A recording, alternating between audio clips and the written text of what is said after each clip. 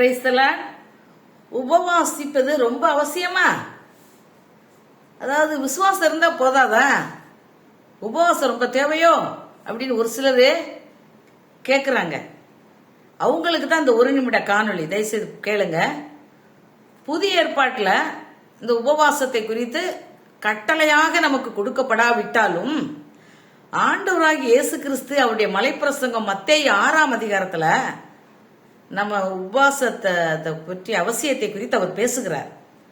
6:17-18 அந்தரங்க உபவாசத்தை குறித்தும் அதனுடைய வெளியரங்கமான பலனை குறித்தும் அவர் பேசுகிறார். அப்பனா ஒரு விசுவாசிக்கு நமக்கு தேவைதானே?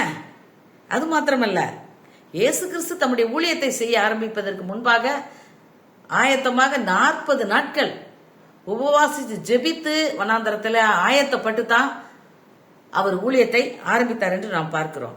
1 பேதுரு 2:21 என்ன சொல்லுகிறது? அவர் நமக்கு அவருடைய அடிச்சுவட்டை நாம் பின்பற்றி வரும்படி நமக்கு மாதிரியை பின்வைத்து போனாராம். அப்ப அவர் நமக்கு மாதிரியா உபவாசித்தார்ல, அப்ப நம்மளும் உபவாசிப்பது எவ்வளவு அவசியம். பச்சை மரமாகிய அவருக்கே உபவாசம் தேவைப்பட்டா பட்ட மரமாகிய நமக்கு உபவாசம் எவ்வளவு அதிகமா தேவைப்படும். அன்பான தேவனுடைய பிள்ளையே, ஒரு உண்மையான கிறிஸ்தவன் அடிக்கடி உபவாசிப்பான். உபவாசம் தேவனோடு வாசம் பண்ணுவது, சஞ்சரிப்பது. எனக்கு விசுவாசம் இருக்குன்னு விரண்டாவாதம் பேசாதீங்க.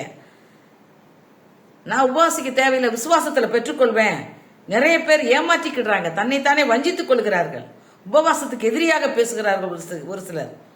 இந்த நாட்களில் இந்த வருஷத்தினுடைய கடைசி நாட்கள்ல புதிய வருஷத்துக்குள்ள போக போறோம். நாம் மனத்தாழ்மையோடு நாம் அதிகமாக உபவாசிப்போம். உபவாசிக்கும் பொழுது மனத்தாழ்மை ஏற்படுகிறது. தாழ்மை உள்ளவர்களுக்கு ஆண்டவர் கிருபை அளிக்கிறார். தாழ்மை உள்ளவர்களுக்கு ஐஸ்வர்யம், கனம், மகிமை, ஜீவனை கொடுக்கிறார். அல்லேலூயா.